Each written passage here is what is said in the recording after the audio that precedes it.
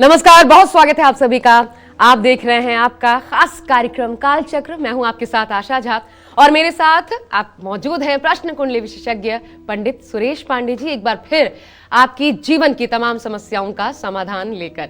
पंडित जी, बहुत बहुत स्वागत है आपका। धन्यवाद। खर्च रुकता नहीं, निवेश फलता नहीं, आमदनी बढ़ती नहीं, घाटा घटता नहीं, तो धन से जुड़ी हर समस्या का क्या है सफल समाधान? बढ़ते खर्चों और बढ़ती महंगाई के कारण आजकल हर इंसान परेशान है।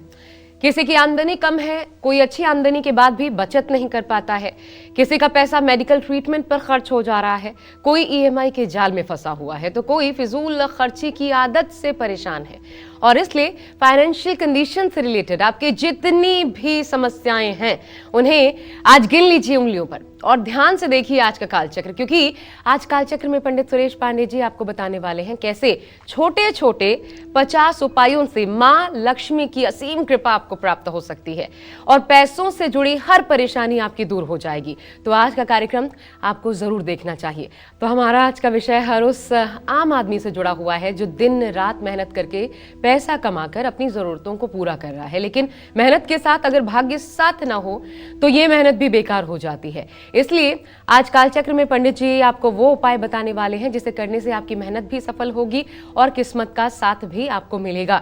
तो चलिए सबसे पहले पंडित जी से जानते हैं कि अगर आमदनी से ज्यादा आपका खर्च हो रहा है, जो लगभग हर दूसरे घर में होता है, तो कौन से उपाय करके हम इस फिजूल खर्ची पर विराम लगा सकते हैं? पंडित जी ये भी बताइए कैसे विराम लगा सकते हैं फिजूल खर्ची पर। लेकिन एक सवाल जो हमेशा का सवाल है, हमेशा पूछा जाता है, मैं चाहती हूं उस पर आपका मत क्या है, आज जरूर बताइए। किस्मत ज्यादा मायने रखती है या फिर आपका कर्म ज्यादा मायने रखता है? देखो, किस्मत ज़्यादा मायने रखती है। किस्मत ज़्यादा मायने रखती है। आपका कर्म मायने रखता है, लेकिन किस्मत ज़्यादा मायने रखती है। जैसे एक लड़का किसी अरब पत्नी के गर्भ से पैदा होता है, उसको जन्म लेते ही हजारों नौकर मिल जाते हैं और सोने का कटोरा और चम्मच मिल जाता है। उसने 9 महीने कौन सा कर्म किया, कौन सा नहीं किया। और एक लड़का मेट्रो के नीचे भीख मांगने वाली के गर्भ से पैदा होता है, जो पैदा होते ही 10 मिनट के बाद गोदी में आकर के और उसकी माँ भीख मांग के दूध लाती है। तो कौन सा कर्म उसने नहीं किया, कौन सा कर्म उसने कर दिया पेट में? इसको क्या कहोगी? प्रारब्ध, भाग्य, किस्मत? ये तो प्रारब्ध हुआ, लेकिन कोई अथाह मेहनत करे। मैं वही कह रहा हूँ। देखो बेटा, ऐसा है, ग्रहाराज्यम प्रयक्षंतिम ग्रहाराज्यम हरंत च ग्रहव्याप्तम मिदम सर्वत्रैलोक्य सचराचरम। मेहनत सबसे ज़्यादा हमारे समझ से 5वीं मंजिल पर ईंट पहुँचाने वाला व्यक्ति करता है, 5वीं मंजिल पर बालू और सीमेंट पहुँचाने वाला व्यक्ति करता है, लेकिन शाम को उसको 500-700 से ज़्यादा नहीं मिलता है। और जो लोग केवल ऑफिस में बैठ करके 3 सिग्नेचर कर देते हैं, उनको दिन भर में 20,000 मिल जाता है। तो कहने का मतलब ये है कि हमारे पूर्व जन्म का जो प्रारब्ध है वो न कहीं हमारे मतलब की मेहनत के साथ और हमारे पुरुषार्थ के साथ जुड़ा हुआ है। शास्त्रों में इसको लेकर कुछ कहा गया है? बहुत कुछ कहा गया है। जैसे पहले ज्योतिष शास्त्र की बात करता हूँ, ज्योतिष का कार्यक्रम है तो ज्योतिष शास्त्र की बात करता हूँ। अगर किसी के कुंडली में धन भाव का स्वामी व्यय भाव में हो तो ऐसा आदमी पूरे जीवन मेहनत करके मर जाए, लेकिन वो 20,000 बैंक बैलेंस नहीं कर पाता। और किसी के कुंडली में व्यय भाव का स्वामी धन भाव में हो जाए और धन भाव का स्वामी व्यय भाव में हो जाए तो ऐसा आदमी अपनी रोटी तो खा लेता है, लेकिन कभी 10 रुपये बचा नहीं पाता है। ठीक है। और किसी के धन भाव का स्वामी पापक ग्रहों से दृष्ट हो जाए और पापक ग्रहों से युक्त हो जाए तो ऐसे आदमी का हर प्रकार से धन का नुकसान ही होता रहता है और हर समय कर्ज में ही डूबा रहता है। अगर किसी के 10म भाव का स्वामी व्यय भाव में हो जाए तो ऐसा आदमी नख से सिख तक कर्ज में रहता है और उसे दिवालिया होने तक की नौबत आती है। और इसी तरह से यदि चंद्रमा उच्च के नवांशक में किसी के जन्म कुंडली में हो जाए और अपनी राशि में भी हो, उच्च के नवांशक में हो जाए, तो ऐसा व्यक्ति अपने जीवन में कुछ करे या ना करे, लेकिन पूरे जीवन उसके ऊपर लक्ष्मी की कृपा बरसती रहती है और हर समय वो धन धान्य से संपूर्ण रूप से सुखी रहता है। लेकिन जो आपने पहली बात बताई, तो क्या वही फिजूल खर्ची की तरफ ले जाता है व्यय भाव? फिजूल खर्ची का मतलब देखो व्यय भाव। व्यय भाव में अगर सूर्य है तो ऐसा आदमी अपने पिता की लाइबिलिटी को उतारने में, जैसे अपने भाई बहनों की शादी करने में, अपने घर का कर्जा उतारने में, पिता के द्वारा मतलब कि किए हुए कर्जों को उतारने में, उसमें अपनी पूरी जिंदगी और ताकत लगा देता है। कौन सा घर कहलाता है पंडित जी व्यय भाव? 12वां घर। और उसमें क्या होना सबसे शुभ होता है? उसमें केतु का होना सबसे अच्छा माना जाता है। ठीक है। केतु मोक्ष का कारक ग्रह है। 12वें घर में केतु जाता है तो मोक्ष देता है। और 12वें घर में जो भी ग्रह जाते हैं तो वो जिस भाव के स्वामी होते हैं उस भाव का फल निरस्त हो जाता है। भाग्य भाव का स्वामी जाएगा तो भाग्यस्त हो जाएगा। आजीविका भाव का स्वामी जाएगी तो आजीविका नष्ट हो जाएगी। एकादश आम आय भाव का स्वामी जाएगा तो आमदनी नष्ट हो जाएगी। लग्नेश जाएगा तो शरीर रोगी हो जाएगा। धनेश जाएगा तो आदमी निर्धन हो जाएगा।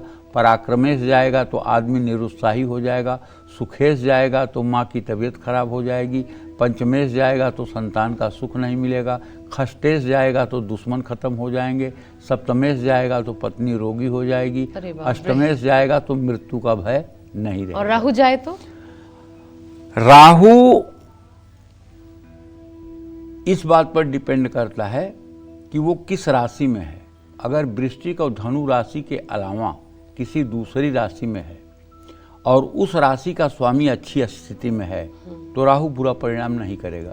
यद्यद भाव गते राहु केतुश्च जनने नृणाम यद्यद भावे संयुक्तम तत्फलम प्रतिषेदलम। मतलब जिस ग्रह की राशि में राहु जाएगा उस ग्रह की क्या स्थिति है उस पर निर्भर करेगा। हाँ, और वो ग्रह किस स्थिति में है, वो उच्च अवस्था में है, स्वराशिस्थ है, मूल त्रिकोण में है, या अपने मित्र के राशि में है, या शत्रु के राशि में है, या पापक ग्रह के साथ है, या पापक ग्रह से दृष्ट है, या सूर्य के साथ है।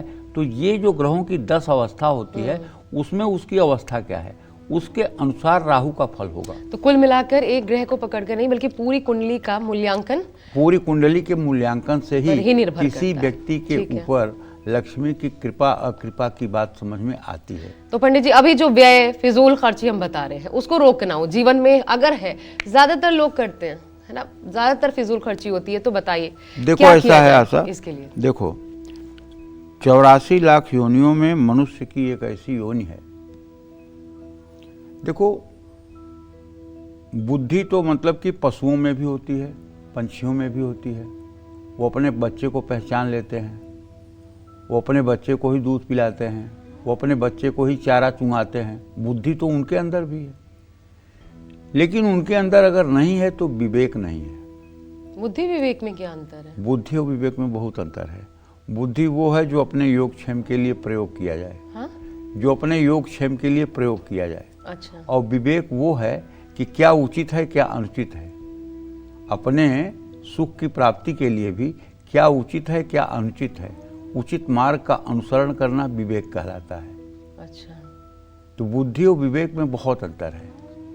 बुद्धि जब विवेक से नियंत्रित होती है तो आदमी सदाचार के रास्ते पर चलता है, और बुद्धि जब मन के साथ संयुक्त हो जाती है तो दुराचार के रास्ते पर बढ़ निकलती है। अच्छा, बुद्धि सबके पास है, विवेक सबके पास होना अनिवार्य नहीं? हाँ, विवेक सबके पास होना अनिवार्य है। विवेक बहुत जरूरी चीज है। मन जो है वो बुद्धि से जुड़ा हुआ है। मन अपने हर कार्य को बुद्धि से जबरदस्ती दस्तखत करवा लेता है कि ये करो, और अगर बुद्धि कमजोर है तो दस्तखत कर देती है। जैसे मन कोई गलत कार्य करना चाहता है तो वो बुद्धि से पूछेगा, बुद्धि एक बार दो बार ना कहेगी, लेकिन वो फिर इतना प्रेशर बनाएगा कि बुद्धि कह देगी कि ठीक है। तो आदमी अनैतिक काम करेगा और आसक्ति में आकर के, और फिर उसके बाद उसका मैं एक चीज पंडित जी, ये जो फिजूल खर्ची का आप बता रहे हैं ना, अभी आप उपाय बताएंगे, एक चीज लेकिन जरूर जानना चाहती हूँ। रील की दुनिया है, बहुत लोग रील देखते हैं और बहुत सारी ऐसी चीजें आती हैं, मैंने भी देखी। उसमें एक आता है कि अगर आपको लक्ष्मी चाहिए ना तो खूब खर्चा करिए, खूब खर्चा करिए अपने ऊपर, अपने सारे शौक पूरा करिए। तो खर्चे से लक्ष्मी जी कैसे प्रसन्न हो जाती? देखो ऐसा नहीं है। बिड़ला जी ने अपने पुत्र को चिट्ठी लिखा बिरला जी ने अपने पुत्र को चिट्ठी लिखा कि यदि तुम्हें लगे कि तुम्हारे लड़के तुम्हारे धन का उपयोग अपनी विलासिता और अय्यासी में करेंगे तो तुम अपना सारा धन किसी धार्मिक संस्थान को या सरकार को डोनेट कर देना और 1 रुपए भी मत बचाना, क्योंकि तुम्हारे धन से तुम्हारे बच्चों का केवल धन नाश ही नहीं होगा बल्कि उनका संस्कार और उनका चरित्र भी नष्ट हो जाएगा। इसलिए धन को कभी बचा करके मत रखना। अगर तुम्हें लगे कि लड़के धन का सही सदुपयोग नहीं करने वाले हैं तो सारा धन डोनेट कर देना। ठीक है, तो देखो पैसे की ज़रूरत तो है, लेकिन पैसा संपत्ति जो है वो विपत्ति का मूल कारण भी है। संपत्ति जो है ये विपत्ति का मूल कारण है। जितना भी व्यभिचार, दुराचार, अनाचार और अय्यासी होती है सब पैसे के ही बल पर होती है।